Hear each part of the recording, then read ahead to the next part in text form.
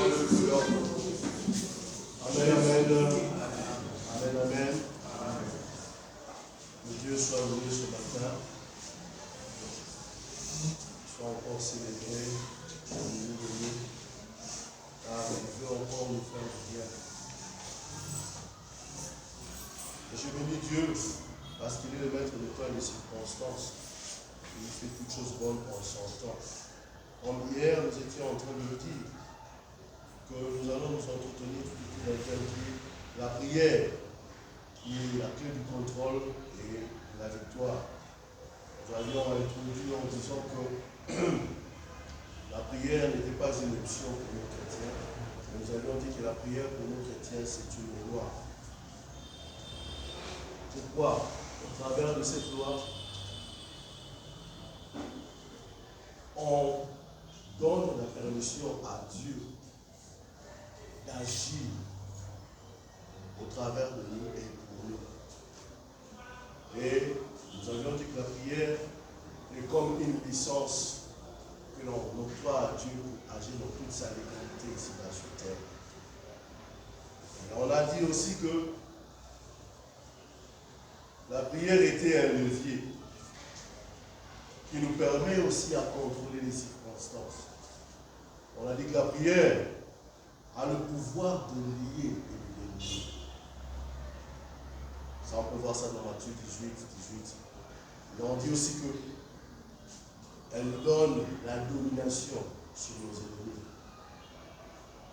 Dans Luc 10, 19, il est dit ceci. Voici, je vous ai donné le pouvoir de marcher sur les serpents, les scorpions et sur toute la puissance de l'ennemi. Et rien ne pourra vous nuire. Amen, amen. Amen. Donc, la prière active le pouvoir de marcher sur la puissance de l'adversité. Amen.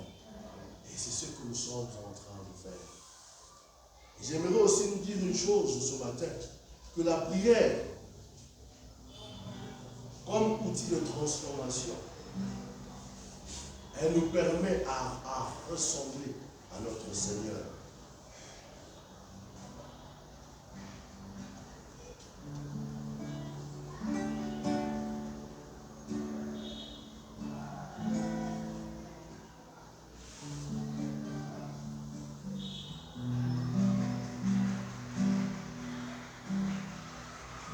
La prière, c'est la ressemblance par l'intimité. Dans 2 Corinthiens 3, 18, la parole de Dieu dit ceci. Tous ceux qui le visage découvert, contemplant comme dans un miroir la gloire du Seigneur, nous sommes transformés en la même image, de gloire en gloire, comme par le Seigneur l'Esprit. Sans communion, pas de ressemblance. La prière transforme notre caractère à l'image de Christ.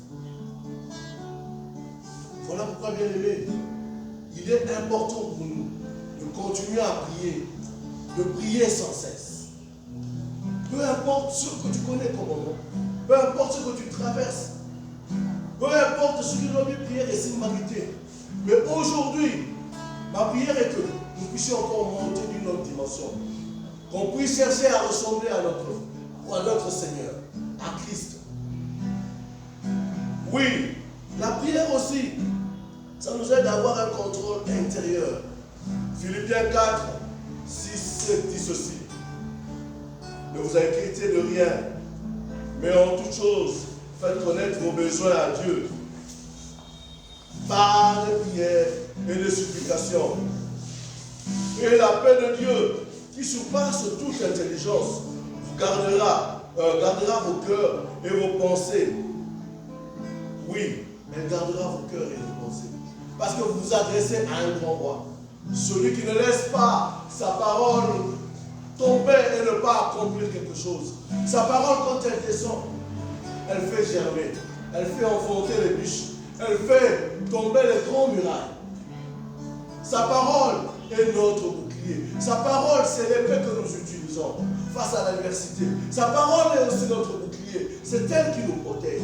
Sa parole qui demeure en nous Et quand on essaie d'associer cette parole dans nos prières, on le prend au mot. Oh, Dieu n'est pas un fils d'homme pour se repentir ni pour mentir. Ce qu'il dit, c'est ce qu'il a accompli. Ce qu'il déclare, c'est ce qu'il va faire dans notre vie. Et ce matin, je ne sais qu'est-ce que ton cœur est en train de te dire. Je ne sais ce que tu connais comme difficulté. Mais j'aimerais encore te dire une autre chose. La prière nous aide à être vigilants. Dans Matthieu 26, 41, elle dit ceci. Veuillez les prier afin que vous ne tombiez pas dans la tentation. L'esprit est bien disposé, mais la chair, elle est faible. Bien aimé, on doit apprendre à mortifier notre chair. On doit apprendre à laisser l'esprit prendre le dessus sur toutes ces choses, afin que nous puissions toujours disposer nos cœurs, nos âmes et nos esprits à se répandre au devant du visage de Dieu. Donc prier, c'est la veille.